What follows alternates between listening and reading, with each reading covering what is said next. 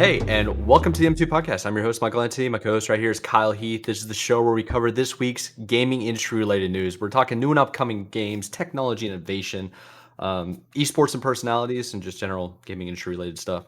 Kyle, what have you been up to, man? I don't think we've chatted too much. It's mostly just been like in a group chat, just sort of spamming each other. So how you been? What have you been doing this last week? That's so accurate. Spam each other. Oh man, It really was, dude. I feel like it's a majority of group chats, and it's the best thing ever. But no, I Yeah, why think not? I mean, for the most part, this week, I was trying to think back to what I played. Still kind of got my weekly dose of Smite in for one night. Kind of at one point this week. Good. I've been looking into. I've been like really sitting down and thinking about it. I want to get into like some more kind of indie games and just kind of off the wall stuff. So I'm trying to look into that some more, try some new things hopefully this week. It's kind of my goal. Because I feel like outside of that, wasn't really like too much gaming wise I did this week. Between that and just, again, playoff sports are a big thing. So it's like, Right. that like takes my undivided attention half the time. If like I see the Canes playing or, just kind of some maybe like one of my roommates is a huge Sixers fan, so every time the Sixers games are on, Oh, you're we're playing. watching that. So just I like think their schedules are actually opposite of the Canes, so it's like you got day after day after day of watching games. yeah, those are like I think I want to say last night they overlapped. Like there's a couple of times where they overlap, but for the most part it's like different times, which is good. But yeah, so it's kind of just catching that when I can, and yeah, it's interesting too. Like I've just been, I think this week too, there was a lot of content I was consuming on like it's so funny. Like for one of the shorts I made for the show, I pulled from like some kind of like studio documentaries from like Obsidian and from Bethesda and Yeah. stuff like that. And one of the Obsidian documentaries I pulled from was actually one I hadn't seen. So like I ended up just like binging it at like 1.5, 2 times That's speed. awesome. Like it was like an hour total or something like that. But like I was really intrigued by the little like 5 minutes I watched. So watched some of like Obsidian's history because they like turned 20 I think last year. So they've been around already for 20 Yeah, years. they did, yeah. And just like hearing kind of all the stories and stuff like that. They did Pillars of Eternity, which I like completely had forgot about until I kind of watched that. But like I'd read all about Pillars of Eternity in Jason Schreier's book because he actually like sat down with him like years ago and did like a kind of like a whole sort of he like ended up writing a chapter on kind of how that game was made and how the crowdfunding and everything was a huge part of it. It's a really cool story. So it's kind of interesting to see that, and kind of that was when they really started to do their own things. Like before that, they were just doing like licensed games and kind of just doing already well-known franchises, like whether it was Fallout, South Park, kind of doing stuff like that. And then that Pillars of Eternity is when they really like found their footing as a studio. Now they've just been doing their own thing ever since and been making really good games.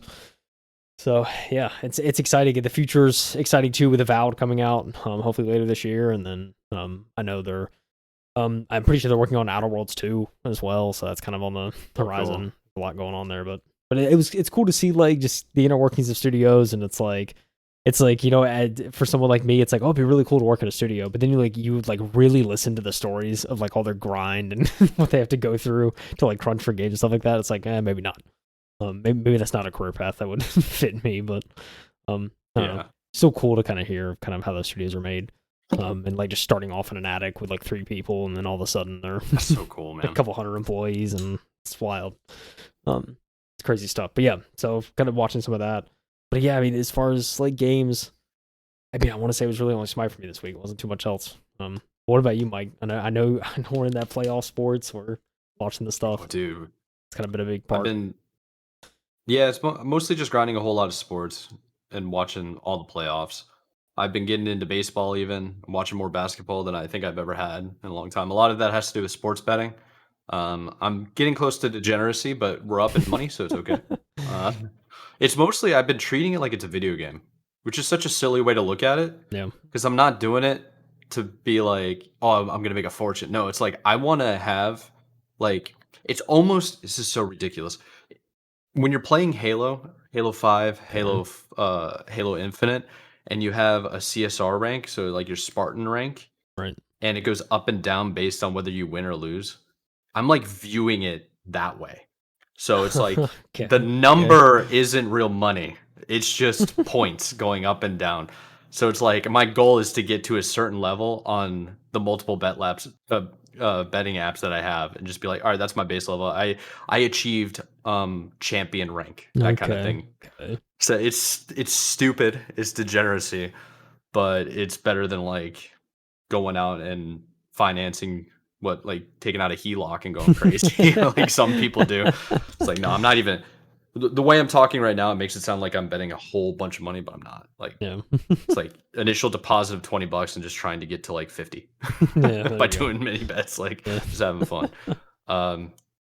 Yeah, it makes games more interesting. So sports has been taking up a lot of my time. Work has been kicking my butt. I know I briefly mentioned to you. I won't Yeah. digress into that, but it's just we're in crunch time for work right now. So it's like, okay, we gotta Yep. buckle down and just like get after it. Yep. So Yep. Been there a few times. that's tough. Yep. Yeah, None of it's that. tough. But outside of that, man, I actually did get some time to play some Rocket League, Oh, and that's that felt good. pretty good. That's good. Yeah, got to like decompress from the stress and like play a little bit of Rocket League, just playing the different variants that they have. I thought about getting on Fortnite a couple of times, but I saw there was an update and I was just too impatient. I was like, dude, I don't. Maybe I should have my game launcher launch automatically so it keeps those up to date all the time. Oh yeah. So you don't have to wait. But exactly, I do that with Steam, but I don't do that with Epic Games. So that's something I got to fix. Outside of that, man, really not too much. I've been getting into lore, I guess, like Lord of the Rings lore. Okay. Getting into a little bit Diablo lore. Dude, actually, this is gonna be kind of off topic in terms of gaming stuff, but it's related to technology. Okay. So, Planet of the Apes, Okay. the newer sequel that started with James Franco, and then they're apparently coming out with another one this month. I guess it was like the Kingdom of the Planet of the Apes or something. Yeah. And I'm just like started to take a step back at like older content. You could do this with video games too, and like movies and TV shows, but like going back to what you originally enjoyed or watched to see if it holds up. And I feel like, dude, Planet of the Apes, Rise of the Planet of the Apes, and like that James Franco era that like rebooted everything and became its own individual sequel or a trilogy, I feel like is really good. It like holds up to time, and it might be more relevant now than ever before because it's like the way the apes happen and the demise of humanity. It's like it's kind of wild. Yeah, ahead of its time, dude. Yeah, but yeah, it's pretty crazy stuff. Do you see? I also watched Marquise Brownlee's video on the floors, like where you can like walk around in VR stuff. Yeah, that stuff was insane. Yeah, and his Tesla video. Yeah, I did. Like I saw that clip y'all sent of kind of the floor, and like it's pretty sick. I haven't actually gotten around to watching the full video, but yeah, it looks otherworldly. That's for sure. It is, man. I actually heard about that over 10 years ago.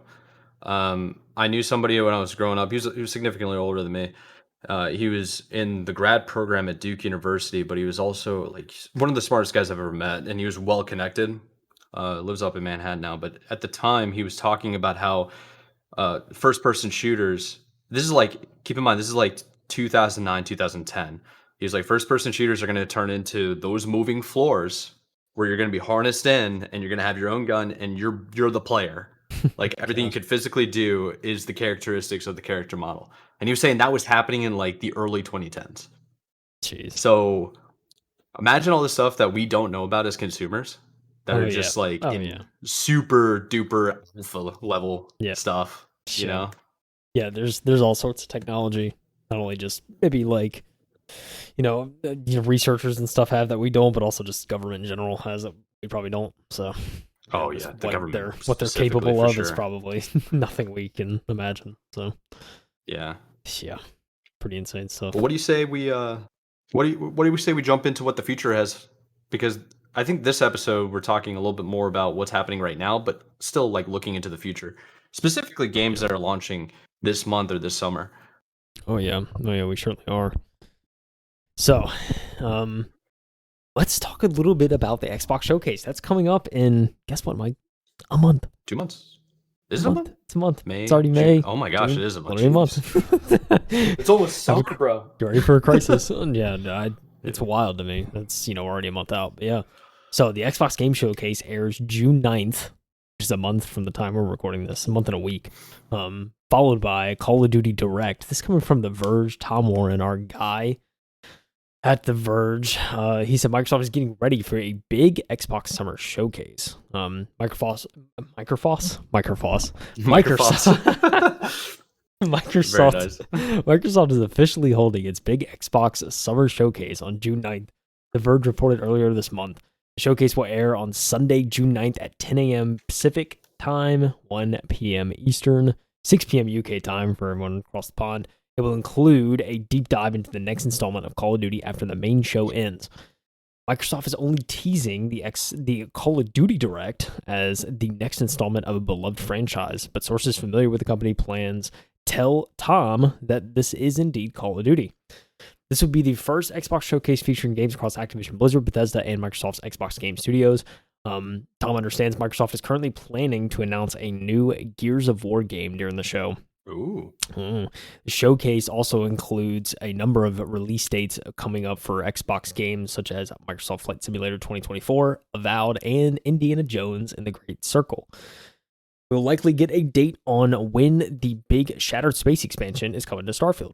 Todd Howard recently revealed it's due in the fall, and Tom understands, Bethesda is currently targeting September. Activision is targeting the next Call of Duty for late October, and Avowed and Microsoft Flight Sim 2024 are likely to follow in November, and Indiana Jones in December. Nice little packed schedule, it seems, at the kind of end of the year there. It's going to be a big year for Xbox. Like, yeah.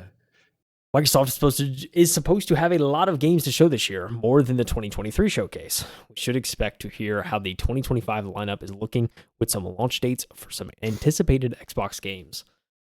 Yeah, we get a nice little packed release schedule at the end of the year here, huh? A lot going on. It's looking healthy for Xbox. I'm curious why they didn't mention anything about the leaks. You know about all the the leaks that we covered a couple of months ago? Yeah, it's crazy, right? Like, I felt like those were maybe significant. But. Yeah, they were definitely significant. I'm curious, and even the Tom. I said Tom Howard. Jeez, Tom Warren mentioned multiple times on the leaks for the Xbox. All the different concept arts and possible games and IPs. So it's very interesting to see that he doesn't mention it here. Maybe it's because they're trying to draw attention more towards what's confirmed, right? Yeah, probably more than likely at this rate. Don't want to take too many guesses, but I don't know. I didn't know about the new Gears of War game, by the way. Yeah, I feel like I heard kind of inklings of that, but it's nice to know that that's probably there's probably going to be something about it. Because I knew that franchise wasn't over, so it's kind of just I think they're definitely trying to iterate on that. I think what I find interesting is that Call of Duty Direct. It seems very weird to kind of advertise with that. I guess. I mean, I know some showcases talked about the COD, but it's interesting that it's kind of just let's just have a dedicated section after this. I'm trying to remember the last time we had that kind of, especially with a Xbox showcase. It feels like it's been a long time. But yeah, it really has. Now that you mention it, you know what it might be is Sony made it a big stick, during the lawsuit phase of everything, during their Microsoft Activision merger or Microsoft's purchase of Activision Blizzard. They made a huge stink about Call of Duty in general. So this could probably be a Microsoft Xbox attempt to appease the Sony fan base. Yeah, maybe.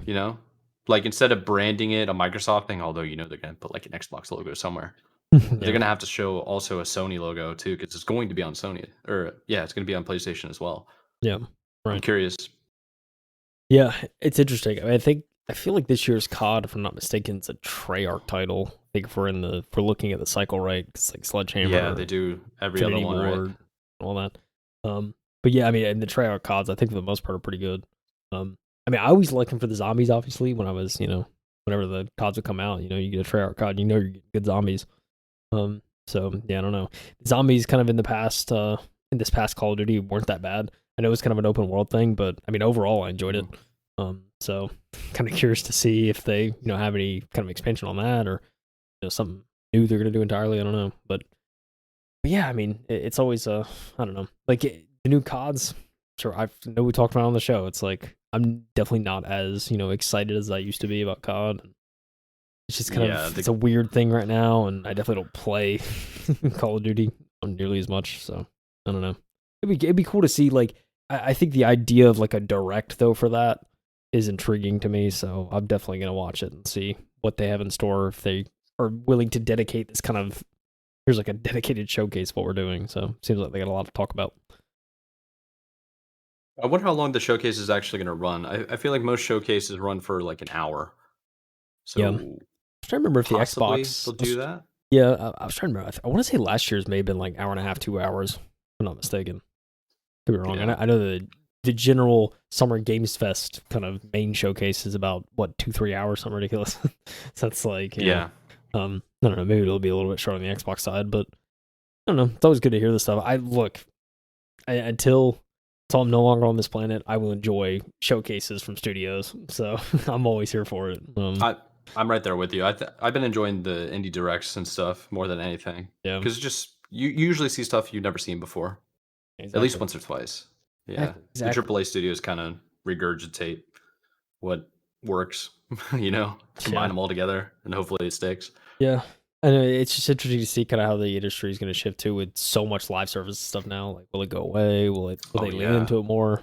It's kind of interesting to see kind of the pulse of everything when you get these showcases and all that. So it's always good to get you got like an overall update kind of what studios are working on. So Yeah, that's a good mention of exciting. It's a really good mention to have live service. Mentioning that right now because we covered it last week or the week before. Yeah. About how some developers are saying that everything's going to switch to live service, but other ones are saying like, "Hey, this isn't going to work. We have to figure out a pivot." So it's the industry is changing, ever evolving. Yeah, I'm most excited. So this is going to be Sunday, June 10th, or sorry, June 9th at 10 a.m. Pacific, 1 p.m. Eastern. That's U.S. time. Or if you're in Europe, in the UK, it's going to be 6 p.m. So Sunday, June 9th.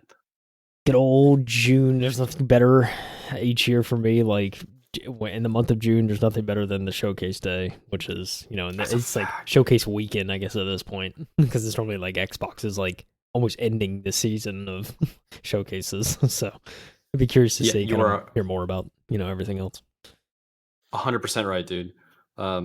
Yeah, I guess that's like, we're getting into the month right now, May, June, July, where there are more releases that we've been waiting for. I mean, there's a lot coming out this month that I actually forgot about, but it kind of reminded me. I'm like, oh yeah, that's awesome. I was looking forward to that. So hopefully I get to get some time out of my schedule to play some new games. And then see some new ones in the direct.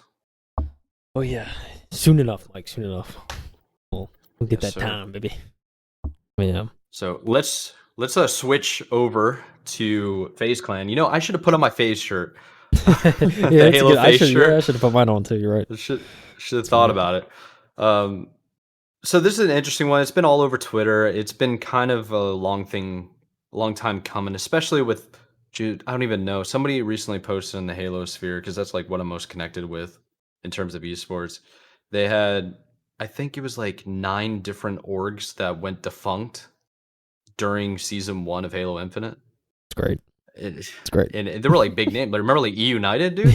Yeah, like Exit completely shut down. Navi left. It was kind of nuts. But so we're here to talk about FaZe Clan, and this has come from Kotaku. It's Levi Winslow wrote this article.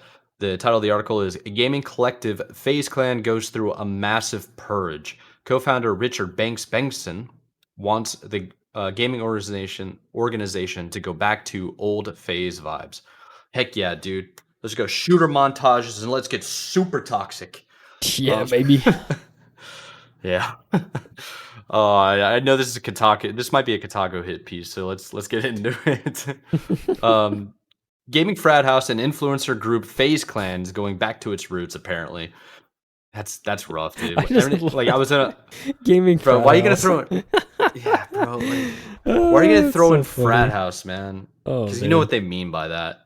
Everybody knows what that means. There's a reason why. Like, I was in a fraternity in college. We didn't call ourselves a frat. We called ourselves a fraternity because when you say you're a frat boys, negative connotations. It gives all that connotation immediately. Yep. Oh, it just reeks of like spiked drinks, dude. Yeah, it's bad. All right. So, co-founder Richard Bengston. I'm just gonna call him Banks for the remainder of this article if it keeps mentioning him like that. So, co-founder Banks assumed control of the organization late last year, and on April 27th, he decided to purge 17 members in a devastating reboot that left content creators shook by decision making. Since March 4th, the main FaZe Clan account has been silent on X or Twitter. But Banks, who returned to the organization after it was acquired by the brand marketing company GameSquare Holdings Inc. in October 2023, snatched up the keys to the gaming collective social media channels. And on April 27th, he posted a short video announcing that the slate has been wiped pretty clean. Jeez. So this is the April 27th tweet is Alt Control Delete. And then this is what he said. Adapt, Apex, Banks, Jev, Kaysen, Nick Merckx, Replay, Ronaldo, Rug, Scope, Swag, Temper, Your Rage, and Zuma. Everyone else is out. That is the roster.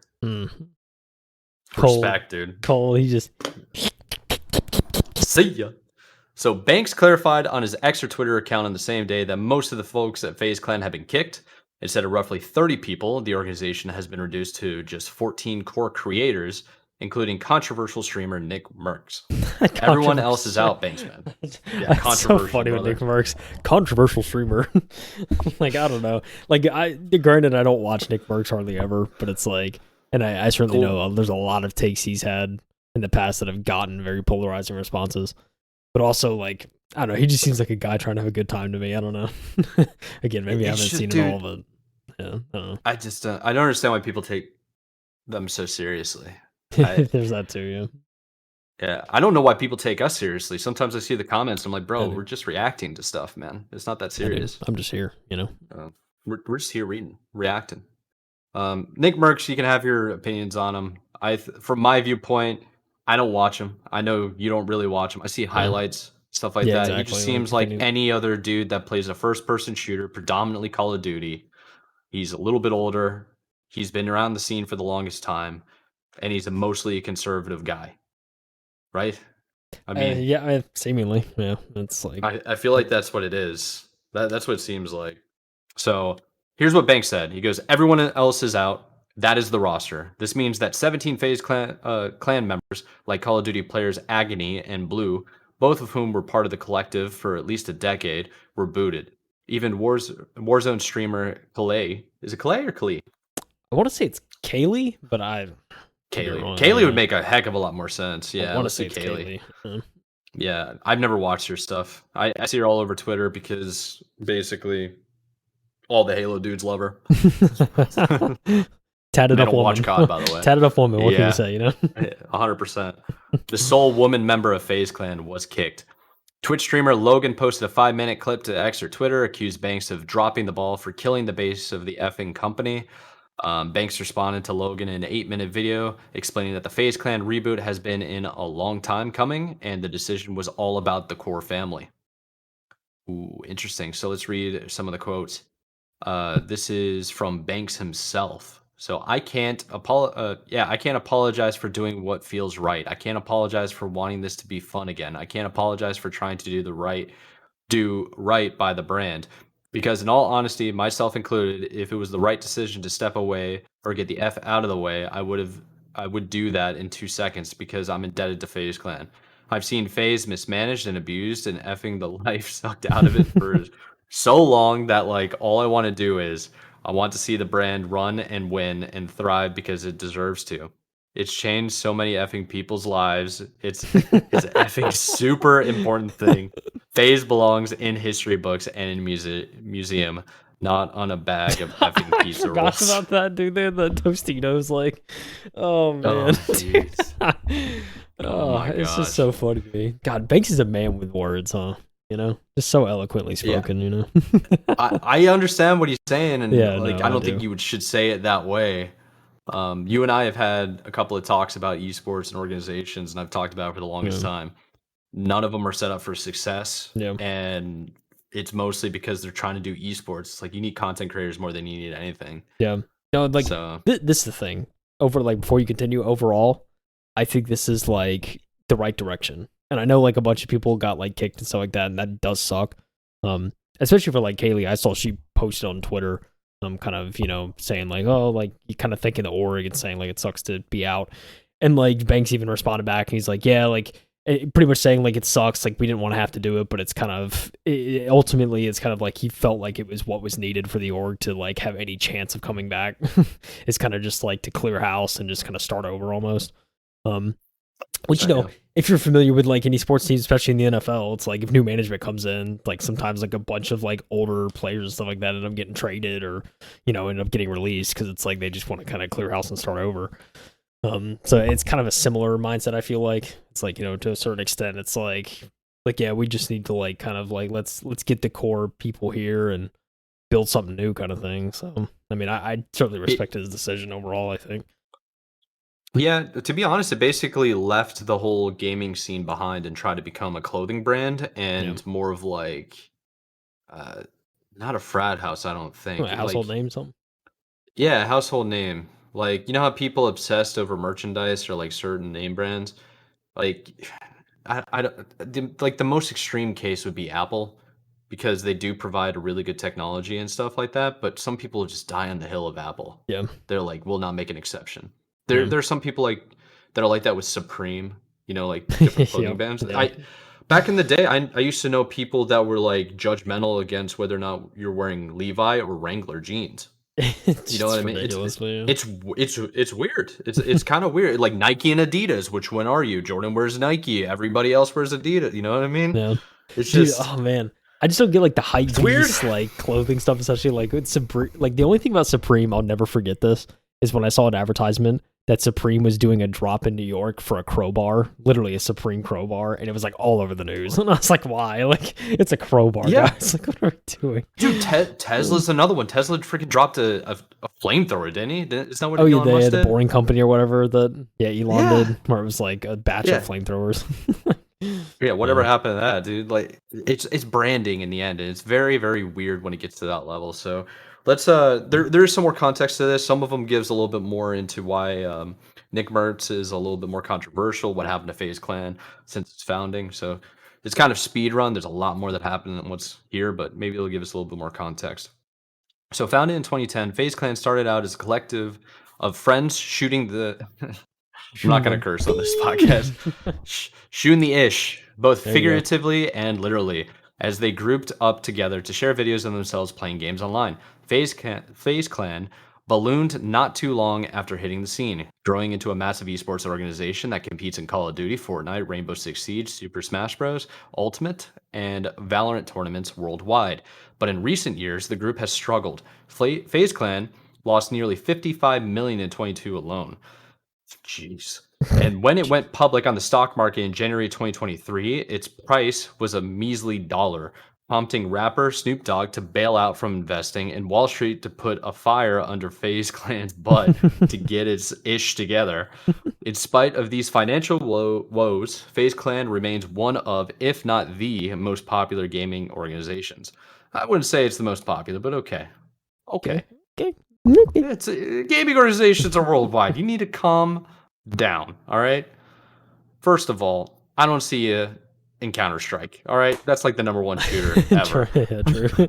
Listen, have you heard of Optic Gaming? That's all I'm saying for the person that Optic ain't even that big. Like, let me look this up. So we're saying Ninjas in Pajamas were the number one. Is that what you're saying, bro? Dude, it's... I mean, they're a big brand. They're massive. Like, Team Liquid is really big. Yeah, Liquid, Cloud9, like it's big brands. Let's see. Highest overall team earnings. We'll just do team earnings because that's actually confirmed. You got Team Liquid, OG, Team Spirit, Evil Geniuses, which I believe is now Evil Genius. apart. I remember that. Didn't Evil Geniuses get bought out by Team Envy, and then Envy got bought out by Optic? I think so. Or something like that. I've lost track. Then you got Navi, Secret. The big ones that I was like referring to is Fnatic and Virtus Pro. Oh, true, like, true. Come on, dude. Those are huge. Yeah, big names. So, dude, Optics maybe top 20. TSM, top solo mid, bro. There's like so many orgs. Solo mid. Yeah. We're crazy, digressing man. At this point. It's crazy, man. You could just be 100 Thieves and just be a merch org. Do that too. Yeah, so here's more context. So this is just the most recent controversy FaZe Clan has been engulfed in. Last year, the gaming collective was lambasted for signing Stranger Things star Grace Van Dien. Oh my I gosh, don't I know her last remember name. that. I never watched Stranger Things, I remember that. to be honest. Which resulted in her leaving the organization. Nick Mertz also got FaZe Clan in trouble last year when he went on an anti-LGBTQ plus rant that saw Activision Blizzard pull his Call of Duty skin. And I think they also pulled Tim the Tatman or something like that. Tim requested to have his pulled after they pulled Nick Merckx to stand up for his boy kind of thing. So I mean, I don't know. I didn't see all those comments. I think I had heard something like there was a reason they'd pulled his skins, from the game. Yeah. It's not great. And again, I don't really watch Nick Merckx, so it's kind of just whatever. I'm on the same page with you with that. But also, it's just if he went on a huge rant for LGBTQ and you're a public persona or whatever, you have a public facing, you're like a public figure in that way, and you're a brand. You can't be saying stuff like that. Yeah, plain and simple. So you get what you reap what you sow. You get what you deserve. Yeah, kind of what it is. And but safe to say, I think he's doing okay without COD skins too. So you pick your battles, and he's willing to give that up. On at least I think so. Yeah, I don't agree with it, but that's what it is, I guess. Yeah. It does seem like him ripping out 33 plus members, Panks, getting rid of people like this. You're definitely going to rebuild the culture. Yeah, for sure. You got 17 FaZe Clan members left. Most of them are basically content creators, which is what organizations should only be, in my opinion. Yeah. And then the esports team is just a sunk cost fallacy. You're never going to make money off of those. Okay, I like it. You're only going to make money off of the content creators. Yeah. Yeah, that's the thing. It's weird whenever the org starts signing celebrities and stuff. It's kind of okay.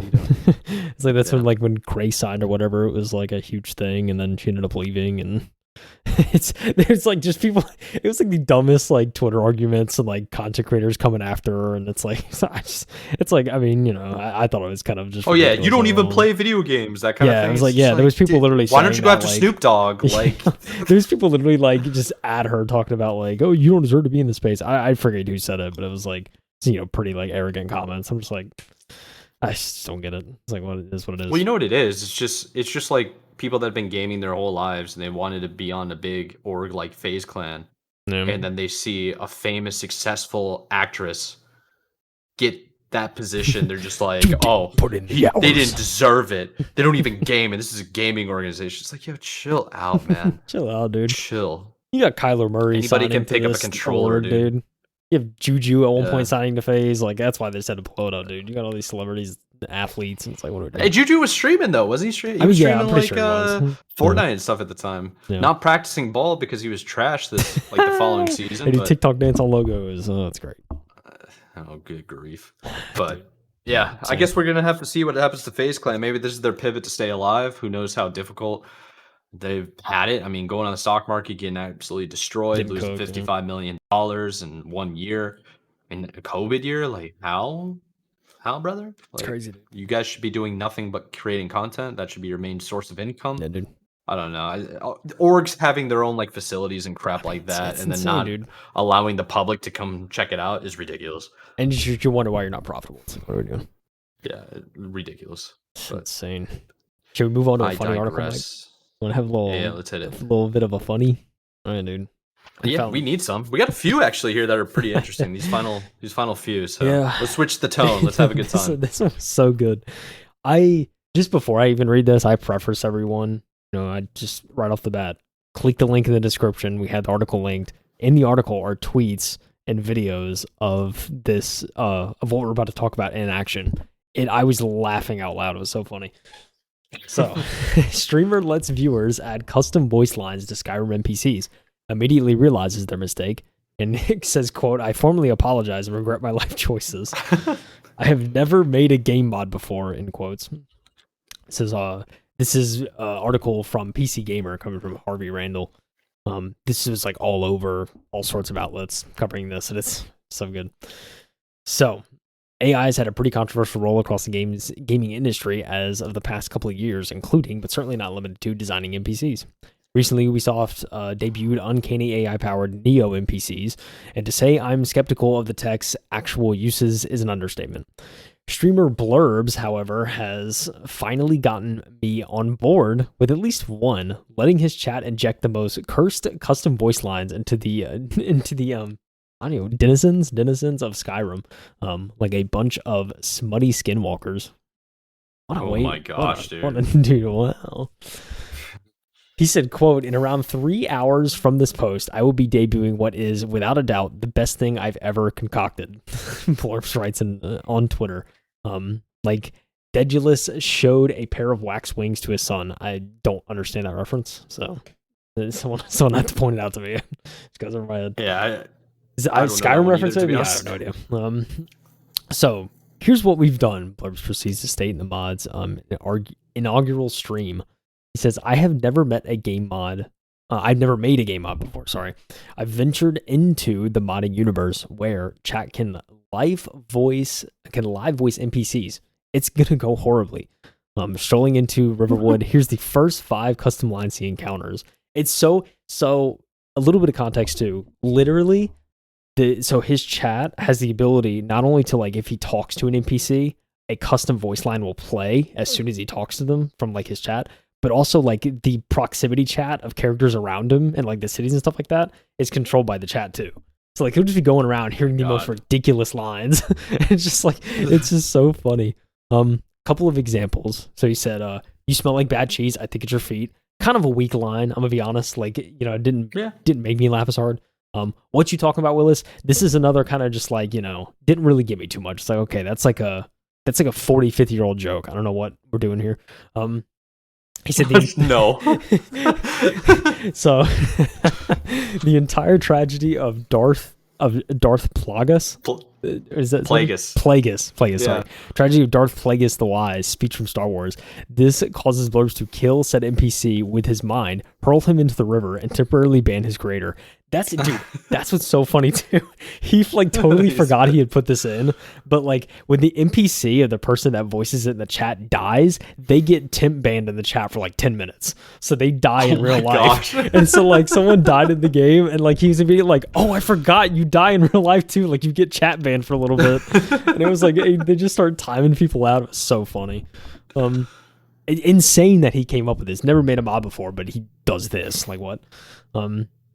So no bazookas for us, followed by, oh no, please don't drown me. Blurbs proceeds to drown them. I'm going to follow you and watch you and worship the ground you walk on. So look, it's, you know, these are the more kind of tame comments that were said throughout some of the stuff. Again, I encourage people to go watch the video. It's good. The mod works as follows. Any subscriber or VIP to his Twitch channel can create a 300-character message, then give said message a gender and a tone of voice before pressing enter. If the NPC's parent is also active in the chat, they can send further messages into the vessel of their choosing by narrating as normal. As things progressed, things grew rapidly more upsetting as a couple clips of shared by Blurbs on Twitter show. And again, very funny. As you can see, if you're looking at the video, I've already watched them, but you should go check them out. I formally apologize and regret my life's choices, Blurb says. Like Prometheus probably did when he was being bound with chains and staring down the barrel of a liver-hungry eagle. Don't give fire to Twitch chat. It's a bad idea. Honestly, the entire thing is exceptional. And while Blurbs probably has moderators watching his chat, the live conversation option shows a great deal of trust in his viewership. Heaps of trust. Probably, arguably, too much trust. 100%, dude. Regrettably, or perhaps fortunately, Blurbs revealed in DMs with Kotaku that it's unlikely the mod itself will be gracing the likes of Nexus anytime soon. So it's not a normal mod, in quotes, really. It's multiple programs all running together for this to work. I honestly doubt I'll be able to package it in an all-in-one mod and release it publicly. Which is honestly unfortunate because it is hilarious. If you go and actually see, this is like the original content you see of like just someone who has too much time on their hands and they make an hour-long YouTube video about something insane. 100%, dude. Blurbs promised, however, that he'll post a video to his YouTube channel, which will explain how he pulled it off, allowing his fellow content creators to, with a little bit of elbow grease, become physically flashbanged with knowledge of, flashbang with the knowledge of, and self-care habits of Skyrim's bandits via a cruel and dude, words, man. I don't feel like I'm done reading the article. We're at the end anyway. Listen, all you gotta know is it's too good. It's too good, dude. You gotta go watch the clips. They're hilarious and This is fascinating. Yeah. I think it's a really good idea for the future of streaming. If you can somehow moderate it, so like you can maybe censor what people are saying or whatever type of moderation you want, so it's safe to stream, and like this could be a brand new way to interact with your chat. I think this could remember how Hyperscape was, where like the chat would interact and like vote for what changes in the level and stuff like that, and it impacts everybody that's streaming. Yeah. This would be really cool for like it's like a text to speech mod in the game itself. Like it's nuts, dude. A game developer should like really consider integrating this. I Yeah. really think that would be amazing. It would also encourage more people to stream their game, Yeah. and that could like help promote it. That this is such a brilliant idea. Yeah. I mean, look, Skyrim, it blows my mind. Like, even before this, it blows my mind, like, what you could do with that game already, especially on Twitch. Like, there's, like, integrations to, like, essentially have, like, chat control certain stuff in the game if you do, like, one of those playthroughs where you can allow chat to, like, there's literally, like, things where you can just make your character randomly fly 100 feet in the air and then, like, you're just kind of, like, falling and you can't do anything. So it's, like, a solid, like, 5 or 10 seconds, your character's just flying, and you just have to watch it as your chat send it into space.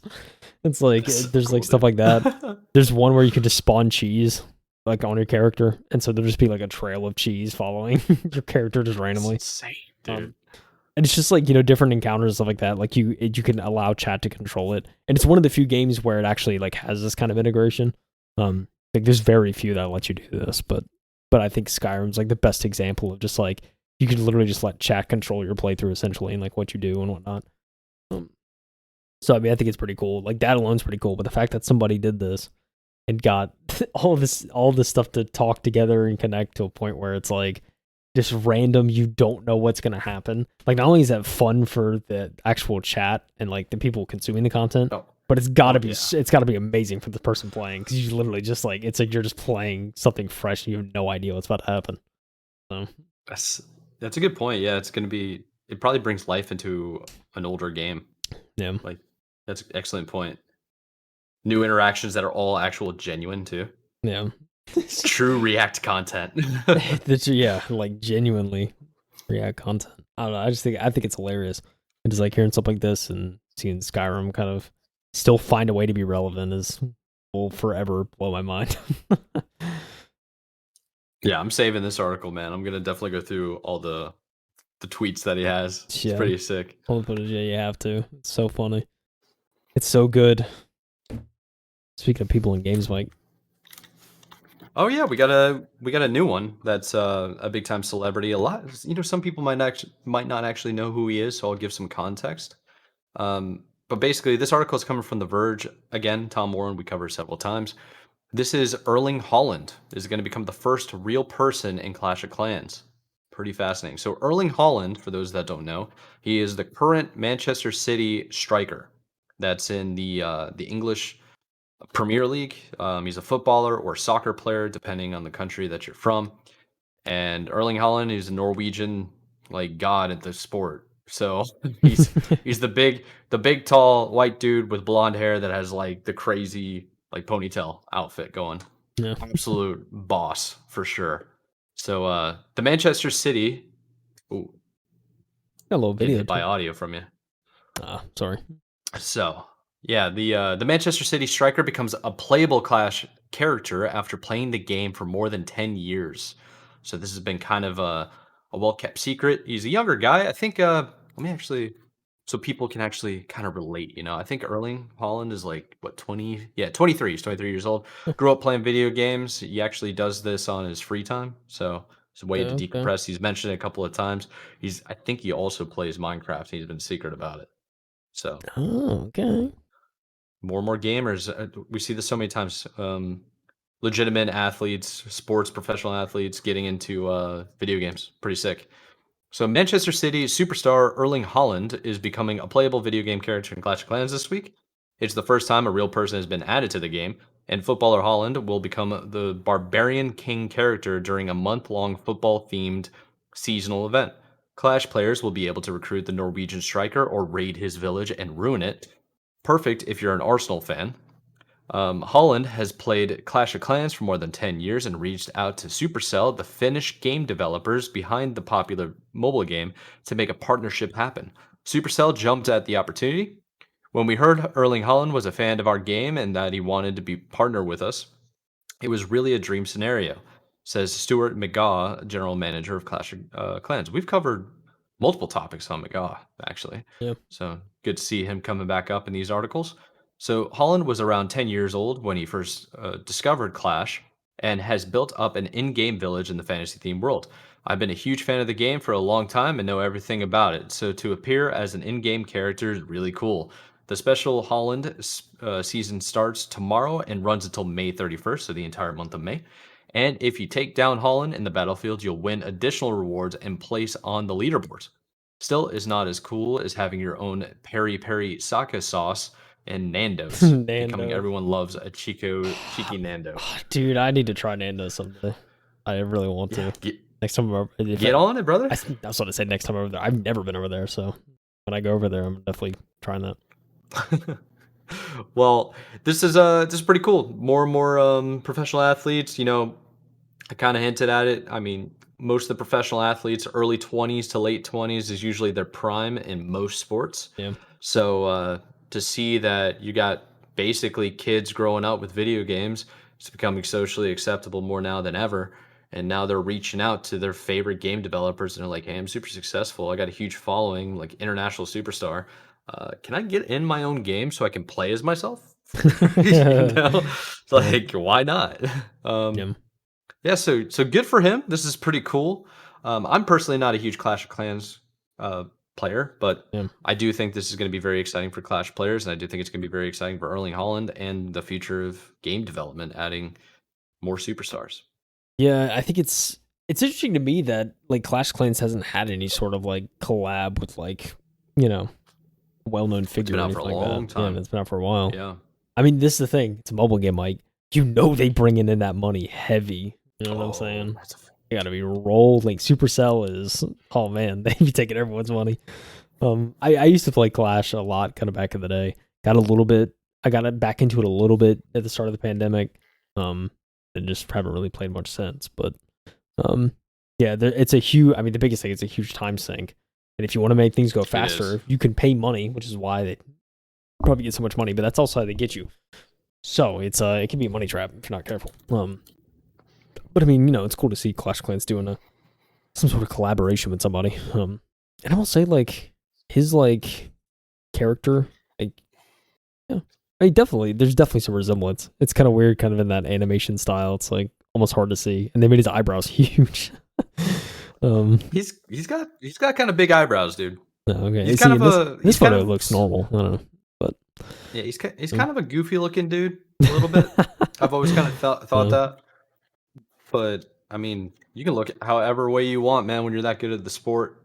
So that's true. Yeah, it's very true. I mean, I think the biggest thing it's is just because he's like so blonde. Yeah, maybe. Stuff kind of that's a good point. Kind of makes it difficult to see your brow. Yeah, true. See, I think the biggest discovery in this article, Mike, if we're really being honest, is that we're finding out that Tom Warren's an Arsenal fan. So I mean, you know, yeah, I want to say things make sense, but like also like must be nice being an Arsenal fan, right? Must just be greatest thing ever, you know? I mean, I guess so. they go through their own trials and tribulations. A lot of people hate them though. Oh yeah. But you can't say they're not a good squad. I mean, I can't say too much. I mean, I'm an Everton fan, so I don't even know how many Arsenal titles do they have. That's a good question. I don't know. They have 13 league titles. Everton have 9. So okay, yeah. Let's see. He had one unbeaten run. I think it was the Invincibles. They didn't drop a game, so now they've been riding on that forever. What? That's insane. I think that's right. I don't know. I'm going off of memory here. Yeah, but yeah, Arsenal. You know, they're top of the league right now, so it's must be nice. Yeah, and Erling Haaland's Manchester City is in the running. If they win out, they will win the league. So if he could win out the league, and he can also becomes super successful on Clash of Clans. Hopefully this distracts him. I don't want him to win. But that's just me being salty because I think they cheat. So, There you but go. I dude, there you digress. go. Oh man, yeah, dude. Big ups to Erling Haaland, dude. Getting a Clash Yeah, Clans dude. character. Real striker, as they say. Yeah, yeah. This is cool, not just like for him and for the game itself, but it's like this is the future, man. This is like we're gonna see more and more people that are like they're themselves are the brand, and they're gonna be put into more video games. I mean, I bet you the next one's gonna be like Lionel Messi or something. Yeah, do you If think he's they not just already in a video do you game. think they just go for like star soccer players? That's gonna be Clash of Clans, like main get. Try and go for everyone. Mbappe's gonna have a character. Is that what you're telling me? I don't see why not. I mean, yeah. To No, like, not- I guess Lionel Messi was an operator in Call of Duty at one point. Really? I don't know that. Yeah, Leo Messi. Messi operator default Modern Warfare 2. So I That's mean, pretty crazy. hey, yeah, I'm just doing like quick little things. Does it look like him though? I don't know. My internet's shot, dude. Never get coax cable internet. Don't do it. True. It's 2024. Yeah, Dude, he is. Fibers away. Yeah, there's a Messi default skin that looks like Messi, I guess, is what people say. I see. But hey, whatever. I mean, there's more of the future. We're gonna see more and more of this, I think. Yeah. Listen, Mike, have you ever heard of a company called Hasbro? No, dude, they've only been around for like 35, 40 years. They've only been around for, since we were children. Children, dude. Before They were children, around since probably. I think they started off as like board games or something. Yeah. Makes sense, They've been around forever, brother. Yeah, toys and games, kids, toys, action figures, everything. Everything. Multinational conglomerate. You remember Toys R Us? Oh my goodness. I do, They started in 1923. Oh, wow. Before the Great Depression? That's pretty crazy. Yeah, Hassenfield Brothers. That's how they started, and they shortened it to Hasbro Industries, which was 1968. Brother, they've been around forever. Wow, Holy dude. moly, okay. Survived the Great Stock Depression. market. We're nuts. We're nuts out here. Survived That's World crazy. Wars. That's insane, dude. They did it all. That's insane. 3 Polish Jewish brothers. That's crazy. I mean, Hassenfield, yeah, from Rhode Island. Okay, I'm digressing. Let's get into actual video game stuff. It's time to buckle up, Mike. Want to know why? That is because Hasbro spent over $1 billion on games and has plans for the next 100 years since Baldur's Gate 3 proved that fans like a great, well-executed D&D game. Ain't that the truth? You know what I'm saying? It is absolutely the truth. Game of the year, baby. Some people, that's what they gracious. say. That's what they say. It's a lot of money, though. That's cool. Hasbro is, in fact, making video games. Unless you've been living under a rock, you know that Baldur's Gate 3 did well, winning just about every major Game of the Year award, starting industry-wide conversations about the quality of video games, and getting one of our highest ever review scores at PC Gamer. Article written by Harvey Randall, by the way. It's also done remarkably well as a licensing deal for Hasbro, which owns Wizards of the Coast, which created Dungeons & Dragons 5th edition. Tabletop rules system Baldur's Gate 3 is built on top of. Unfortunately for said company, Larian's moving on to different, if not greener, pastures, but Dan Ayob, hopefully I said your name right, Dan, head of digital product development at Wizards of the Coast, says there's no plans on stopping the company's forward march. Hasbro is in fact making video games. We have a considerable investment in our studio structure, and we've got over $1 billion in games right now being developed. It's a lot of money on games, dude. Oh my gosh. Insane, man. Wow. You're not messing around. That's as per a recent interview with GamesIndustry.biz. Ayob, I really should have learned how to pronounce this. Ayob? I think it's Ayob. Yeah, I've been That like makes sense. highlighting it and then doing Ayob. a Google Translate. Ayob is how Ayob. Google's saying it should be pronounced. Ayob. Everybody has a different way to pronounce their last name sometimes. So. True. Well, Ayob continues, arguing that Hasbro's MO has always been about play. It's always been about entertaining people. And gaming is the predominant form of entertainment for a lot of people. And it's something that just continues to grow. Keep spitting. Keep spitting, baby. You're spitting. Spitting that fact. Facts. This does feel a bit of a strange revelation to have now. Tabletop RPGs and RPG games have always shared a lot of DNA. especially considering one essentially came from the other. Baldur's Gate 3 was hardly the first entry in the franchise after all, and there are plenty of classics like Neverwinter, Knights of Vampire, The Masquerade, Bloodlines that have their roots firmly in dice, pen, and paper. Tech, Cyberpunk 2077 is spawning from a tabletop RPG product. It's kind of crazy. One of the great things we took from the success of Baldur's Gate 3 is that people really, really like a great, well-executed D&D game. Uses AOB in the same way you might have Marvel out loud that water is wet. There you go. Well, these sentences, I dude, like today, I just like my reading is like my brain is like not computing with. I don't know why. It's like I feel like I'm struggling. Anyway, all right. I'm being a little uncharitable there. Baldur's Gate 3 is absolutely a landmark in its quality and certainly a far cry from CRPGs of yore, which mostly took place in text boxes and crunchy stat sheets. CRPGs, for those that don't know, is a computer role-playing game. It's kind of weird nowadays because like when I think RPG, I just think, oh, it's a video game, right? Think it's a video game. Yeah. Like, so technically every RPG that's a video game is a CRPG. Anyway, I digress. There's nothing wrong with that, but even the most hardcore of CRPG fans likely concede that kind of thing hardly screams mass appeal. AOB proceeds to discuss plans of Hasbro's upcoming G.I. Joe game, as well as Exodus, an original Mass Effect adjacent IP shown off at the Game Awards last year. It's being made by Wizards of the Coast development studio Archetype Entertainment and BioWare vet James Oland at the helm. What we are trying to do there is have the tail wag the dog a little bit and have things going the other direction for the company, which would be something new where we can create a new IP through video games and then take advantage of the size and scale of Hasbro to do other things with it as well. As for Baldur's Gate 3, AOB considers it a fantastic example of execution of the brand in an authentic way. The players came, they loved it, and are asking for more. And I think you can see that with other brands as well. As I wrote earlier in the year, I didn't write this, but you get the idea. You know what I'm saying? He found himself a little skeptical about the success of Baldur's Gate 3 being down to some ephemeral strength of the brand, though being a D&D game certainly helped. Rather, it was a game that took off because of the hard work of the people actually making it. AOB's comment especially hit strangely considering Hasbro as a company laid off most of the original people involved in brokering that deal last year. What the heck, Hasbro? What the heck, man? What the heck? Still, AOB promises that everything's going to stay in the oven as long as it needs to. We're not going to rush anything out. Video games are an integral part of Hasbro's strategy going into the next 100 years. Here's to the century of tie-ins, and at the very least, Wizards of the Coast continue to select talent well for their projects. I'm open to the possibility that this could continue to be good. I can only hope that these D&D games continue to be good.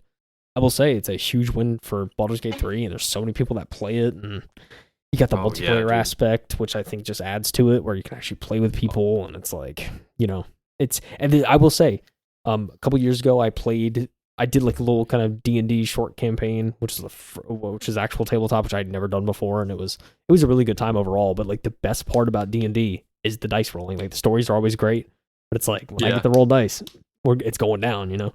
So let's go. I think my turn to shine. It comes back to like, you know, the reason people like gambling probably, right? It's just that you don't know what you're gonna hit, and then if you hit something good, it's great. And if you hit something bad, like most of the time it's detrimental. But in D&D, if you hit something bad, it can sometimes be really funny. So it's like you're gambling, but you're definitely not in D&D. It's just like either way could be hilarious. So it's really good.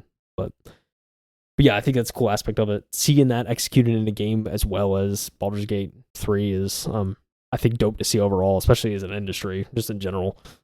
It's done wonders for just the video game industry. So excited to see more.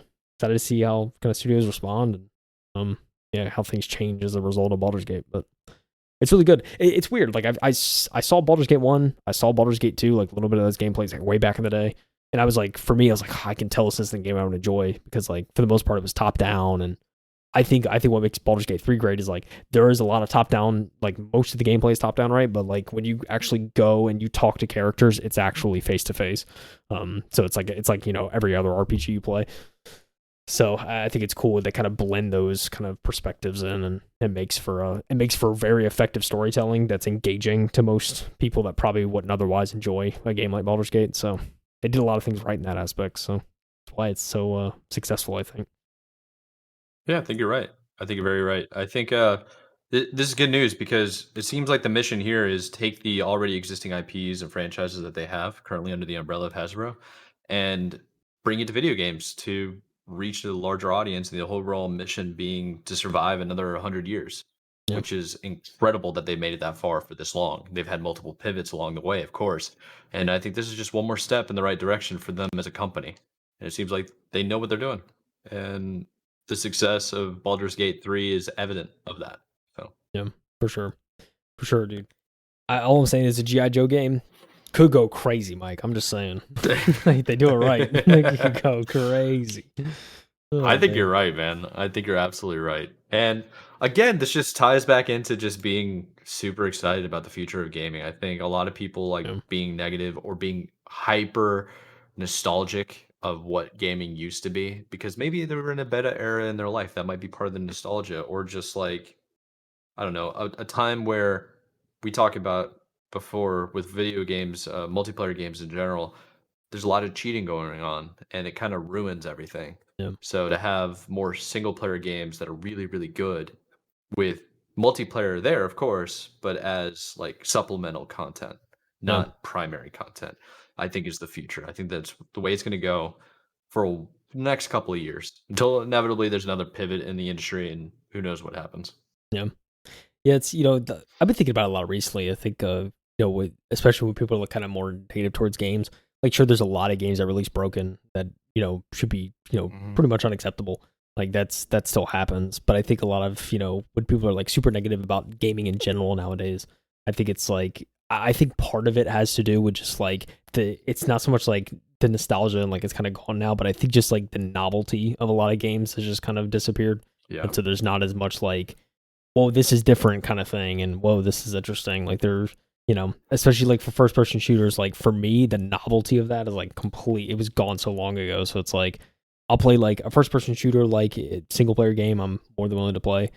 Like games like COD and stuff like that just don't really appeal to me anymore. And like I'll still probably check out new entries and stuff like that every now and again, but I think it's, important for people to, maybe branch out to other genres, try other things you wouldn't otherwise try, and you'll find a lot of good games out there that are different. And I think that's the big thing is like, if people want to get a passion for gaming back, like it's about just trying stuff you haven't played yet, or didn't think to play. That is a fantastic thing to bring up. Like going back to things you haven't played in a very long time. Yeah. Like I remember being really into Mega Man games, like in the Super Nintendo, and I think they were even on PlayStation, weren't they? Yeah, like really early on, Mega Man stuff, even like Sonic. But those games were very nostalgic for me, but I hadn't played them in a very long time until I played something somewhat similar, Ori and the Blind Forest. When I played that, like that took me, dude, I was on the verge of selling off all my stuff. I was like fed up with gaming and I was like, I need to try something new. And I saw this, my buddy wouldn't shut up about it. I'm like, okay, let's load it up. Let's look at the trailer. I look at the trailer, I'm like, it's interesting. And then I started playing it. I'm like, I can't stop playing this. I like beat the game in like 5 days. I was just grinding. Like you gotta branch out to new stuff or old stuff that you haven't tried in a very long time. But keep it refreshing, keep it new. You can't be listening to the same song your whole life, you know? It's like, hey, mix it up. Like, I don't know. I don't like country, but I'll sometimes put it on and see what's going on, Yeah. Well, the thing, look, like, I don't want to get super philosophical, but also as people, we change, right? So, like, what you like 5 years ago, you're probably not going to like now. But that's not to mean that there's not something out there you can find that you'll enjoy still. And because gaming is so vast, like, you'll find something. I mean, I think even the Ori stuff is really cool. And I think for me, when I know I'm, like, for me, the best feeling ever is when, like, I'm into a game, and then when I'm not playing it, every now and again it'll pop in like, oh, I can't wait to play that later. Or it's like, oh, I can't wait to jump back in. Oh yeah, like dude. That's like the best feeling ever, because you know you got something good. It's like, Oh, I it's miss like, that oh so man, dude, much. just nothing beats it. Like I had that with like Fallout when I was in Fallout 76 last week. Like there was Yeah. periods where I was like, oh, I can't wait to get back in, kind of thing. It's just like it's like the best. It's one of the best feeling ever. I feel like is when you're that like into a game, you're just like can't wait to hop back in. It's a good feeling. Dude. I think the last time I really felt that uh was Breath of the Wild. Oh yeah, that's Like good. like it took me a while to beat it, don't get me wrong, but I had Yeah. so much stuff going on at the time. But I swear, like I was so ready to just like quit my job and play that game, and that was it. Like it was just so Yeah. much fun. And I got like Tears of the Kingdom, I got the freaking collector's edition. I haven't Yeah. been playing it, dude. You know how guilty I am? Oh man. Like guilty I feel. I come in here, I'm Yeah. just like it's like I love you, but I can't. I don't have time, man. Yeah, Not right now. you get that time eventually. I'm telling you. But yeah, dude, it's Oh, crazy, it's man. coming.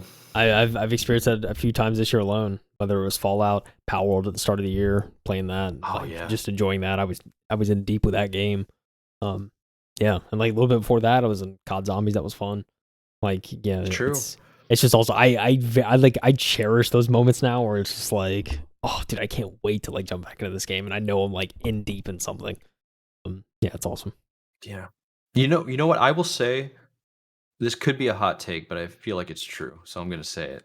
There, I feel like the younger generations of people that grew up watching YouTube becoming a viable career in content creation and streamers and like the success of these people, the enjoyment of video games is getting perverted in a way, becoming more perverse. Like you need like maybe the younger generation is looking at games and following the trends, like who has the most eyes, what's the most analytics in a game, so that they can become successful. Or like people don't watch their favorite games on TikTok, so they're like, I got to go to COD, which is the most successful one on TikTok, or something Yeah, like that. And it takes away from the core reason why you should be playing video games in the first place. It's yeah, entertainment. You're yeah, supposed to escape 100%. for a little bit. It's like watching a TV show, reading a book, although reading a book's probably a little bit more better Yeah. for your head. But video games, there's some stuff to video games Hey, too there's stuff that in video games you can make you read better. sometimes, you know? Like sometimes you pick up a note 100%. or Yeah, something like that. yeah, There's reading a that's a game. fact. Yeah, pick up all the collectibles and read everything. Yeah, there you go. That's true. But I think that's like it's kind of taken away from the beauty of video games, and it's making it's like I think it's starving some people, not all, of their ability to actually enjoy games for what they are. Yeah. They're just games. Yeah, like the biggest thing about games is like at the end of the day, games is like like it's ultimately one of the greatest art forms ever, in my opinion. Like just like appreciate like people spent time on this and they like put aspects of themselves into it. They sacrificed a lot. And like especially if it's a great game, you know it was probably that much more. So I'm just kind of Sure. like this is it's an express. It's like with TV and film and all that. Like at the end of the day, it's supposed to like it's a work of art that's supposed to make you feel a certain way. And so kind of Yeah. just take yeah. I mean, I totally agree with you though. Like people, especially like creators and stuff like that, you get so intertwined in the numbers and everything. You realize, oh, this performs well. I should just like focus on this and only this. And then like a year later, they're like, dude, I just don't like games as much as I used to. And it's like it's because you're playing one thing that you don't really like in the first place.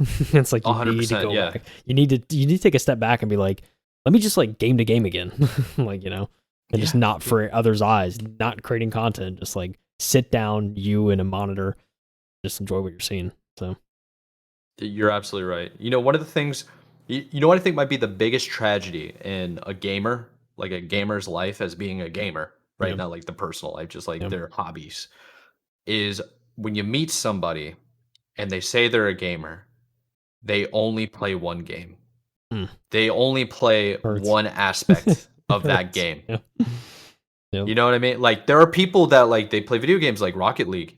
That's all they play. yeah, They've never played any other game. It's notorious in people playing like Madden. There are people that play Madden. That's all they play is Madden. There are people that yeah, all they play is 2K, NCAA, anything. It's, dude, you're missing a whole aspect of the art aspect that you're talking about, which is like the single player, the yeah, story written content. They're getting professional actors that you see in movies yeah. to create characters in games now. Professionally written stories like Elden Ring, surplus by the guy who made Game of Thrones. What's his name? Duh.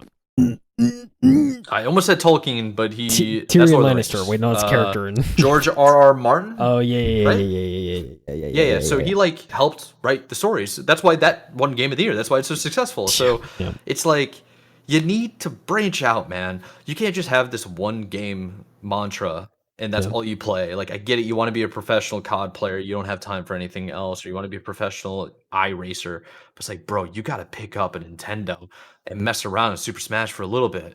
Maybe Yeah. pick up Mario, Legend of Zelda, like something that's like very easy to play. You Yeah. know? Yeah, exactly. You gotta have Yeah. variety in your life. Yeah, I mean, yeah, I think I agree with you to a certain extent. I mean, I don't want to be like super gatekeepy over games and like, oh, you're not a gamer if you play just this. I mean, like I think That's not what I mean. No. Yeah, and I know it's not what you mean, but it's like, you know, I think overall, like, everyone that plays something, you're definitely gaming to a certain extent. That being said, I think, 100%. but I totally agree with you. Like, they're missing out on a whole wide array of, you know, a bunch of different Yeah, it's genres tragedy. and like art Yeah. and stuff like that. Like, yeah, I totally agree with you in that aspect. There's a lot of people that are definitely like multiplayer minded or something like that, right? Where it's just like they just play kind of one style of game, and it's like, yeah, there's a lot out there to enjoy and experience, and you know, they're just not doing it. And the thing with like when I played Cocoon, kind of the most recently, it was kind of like the indie game I checked out. I was like, oh, this won some awards. So, and sure enough, I played it, and it was like the most peaceful like 4 hours I've ever had playing a game of just like, you know, seeing like the art in the world and kind of That's puzzle cool. solving and using my brain.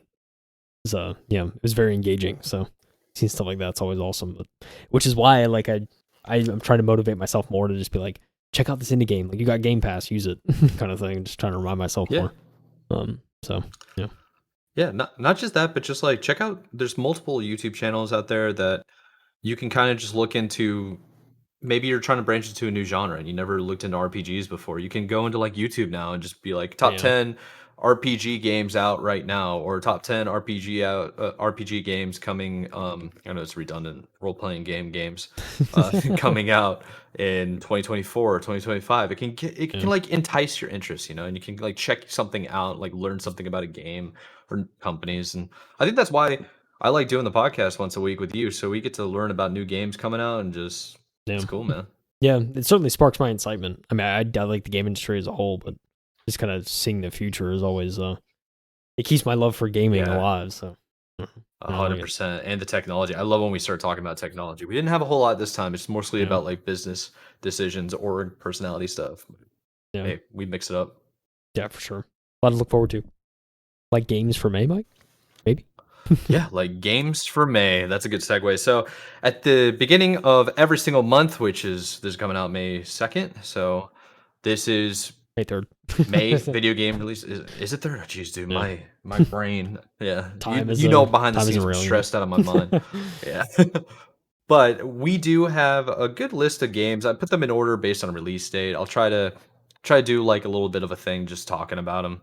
So the first one coming out by the time this episode launches, there's going to be 3 games that are released.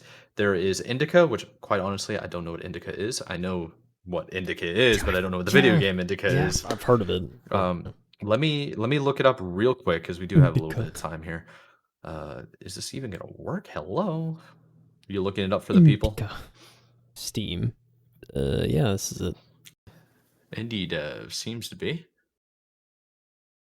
Well, a little video. I won't play audio, but yeah, a little something to look at. So yeah, Indica is coming out. Interesting enough, PS5, Xbox Series X and S, and that. Oh yeah, it's not coming out on Nintendo, believe it or not. So it's coming out May 2nd, 2024. That's already out. So the other one's coming out. Jesus, looks like a horror. It looks creepy. So if you guys got video, you should check this out. It is a wild looking game. Honestly, don't know much about it. It says play as a third person story driven game set in alternate Russia at the turn of what is that? 2011? 2021? XIX century. X is 10, right? So X is 10, yeah. But yeah, oh dude, it's 19. So the I before the X is a 9. I'm pretty sure. It's 19th century. So you are correct. Yeah, 19th. Okay. Yeah, 19th century. Very interesting. So that's the 1800s for people that don't know. Yeah. Let's continue on. So you got Endless Ocean Luminous. That's on the Switch, and I believe that's just like an exploration ocean game. I remember correctly. I remember seeing it in review not too long ago. Let's double check.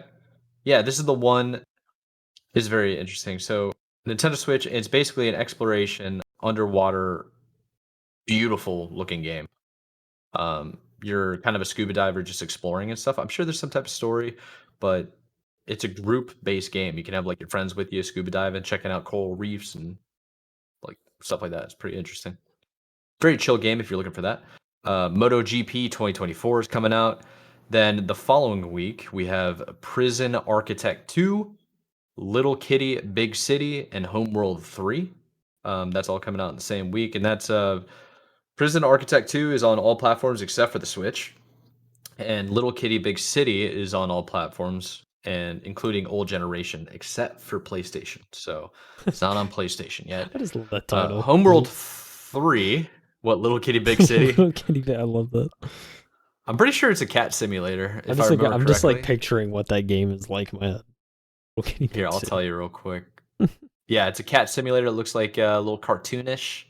Very pretty looking. Kitty Big City. All these games have cool. Yeah, the little black cat. Just looks like a fun game. Kind of, it's like a knockoff Stray, not as good graphics. Yeah. It's really cool.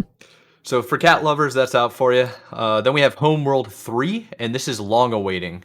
I believe this has a lot of hype behind it, and hopefully it's good because I think I have it in one of my video game drafts.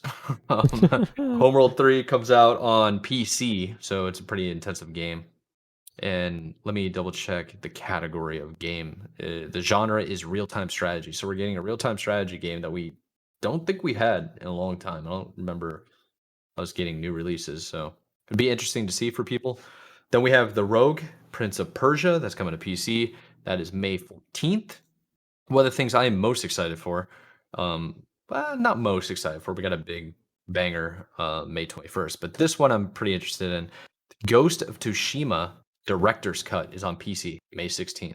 Ooh. I have not played Ghost of Tsushima. I've been wanting to play it. It looks fascinating. I'm big into Japanese, Imperial Japanese and stuff like that, or Imperial Japan. So that era is so cool. Yeah, very interested for that for me. Then there is Senua's Saga's Hellblade 2, the official release. That is May 21st, PC, Xbox Series X and Oh my S. I know gosh, PlayStation that is this kids month. are going to be upset. Oh, Yeah, that dude. is this month. But that's a big one, man. That's a big one. Yeah, I gotta play that. Jeez. Yes, you do.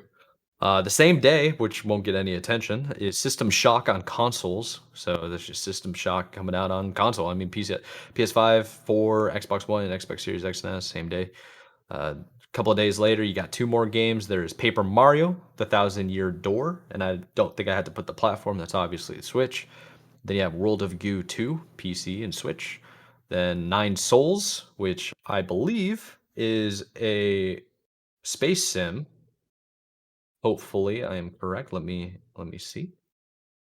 Let me find out. It is. Oh no, it's an upcoming 2D action platformer developed and published by Red Candle Games. The game is set in Asian fantasy-inspired futuristic cyberpunk world. I think this actually showed up in one of the game series. Yeah, I remember it kind of reminded me of Ori as the face, but it's not. So, never mind, guys. And then the last one here that we have, last but not least, is F1 Racing 2024. That's on all platforms, May 31st. And that's all we really got for this month. I don't know what else to say. More releases this month than I thought. Little Kitty Big City. That is a lot. Probably the biggest game. I've seen the trailer. Looks great. The cat talking to dogs biggest and birds. It's kind of wild. But yeah, no. Totally forgot about Hellblade. Not gonna lie. I totally forgot about that. That's game. wild. That's wild because yeah. there's a buttload of hype behind it. And I'll be honest, I bet you it's gonna hit everybody's scene in about like a week. Probably, May kind of snuck up on us, man. It's crazy how quick it came. Yeah, dude. Like how we're almost halfway through the year. We have a month until the biggest game showcase of that. Yeah. Oh, dude. It's nuts, dude. I don't even know how to handle it. I don't know either. I don't know. But it's pretty sick, man. I don't know what else to add other than that's basically our show for this week, right? That's it, dude. You have new games. Heck yeah. All the articles are done. Hasbro's coming for everyone, so get ready to play G.I. Joe. That's all we're gonna say. Yeah, no kidding. Well, I think we can just go ahead and wrap it up. We kind of went over our hour little time frame that we tried to do, but honestly, we wrapped up our story within the hour. Yeah, That's true. all that really matters. And then we started talking a little bit more about video game releases. I guess we'll do the usual thing. If you're new here, we appreciate you. If you want to tune in, you like what you heard, like what you see, like, subscribe, follow, the whole usual. We got socials in the bottom if you want to check us out. But most importantly, all the links are in the description of every single article that we covered.